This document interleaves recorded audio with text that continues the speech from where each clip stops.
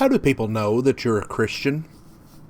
Well, Jesus said that there is a way that people can recognize us as being His disciples. He said that it's by the fruit that is produced in our lives. In Matthew chapter 7, verses 17 through 20, He said, "So every good tree bears good fruit, but the bad tree bears bad fruit. A good tree cannot produce bad fruit, nor can a bad tree produce good fruit. Every tree that does not bear good fruit is cut down and thrown into the fire. So then you will know them by their fruits." People should be able to judge by our fruits that we are followers of Christ. But what are some things that they should be able to see in us? Well, first, they should be able to see good works. In Matthew 5 and verse 16, Jesus said, "Let your light so shine before men that they may see your good works and glorify your Father which is in heaven." People will see what we do, and we should act in such a way that our good works cause them to look to God more than praise us for our actions. But also, people should be able to see us avoiding sin. In 1 Peter 4, verses 3 and 4, Peter says, "For the time already past is sufficient for you to have carried out the desire of the Gentiles, having pursued a course of sensuality and lust, drunkenness, carousing, drinking parties, and abominable idolatries. In all this they are surprised that you do not run with them to the same excesses of dissipation, and they malign you." Friends, being a Christian is not just about what we do, but also what we do not do. Now, others may mock us for abstaining from certain sinful behaviors, but that just means that they're noticing. They're mocking us because they see what we are doing and what we are not doing. But also they see our proper speech.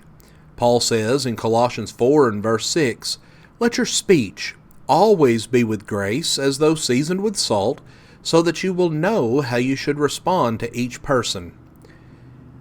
James in James 3 verses 3 through 6 spends a great deal of time talking about the dangers of the tongue and how a lot of damage can be done with our speech. We must learn how to respond to others in such a way that it reflects Christ, not with angry outbursts, not with the use of bad language, not by lying, but to use proper speech, but also by right teaching. In 1 Peter 4 and verse 11 we read, "Whoever speaks is to do so as one who is speaking the utterances of God."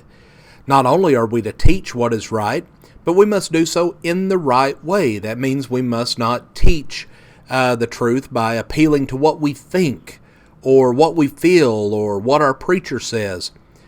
Instead, we need to make our appeal based upon the truth of the Word of God, what God has said, and show others from the Bible what is right.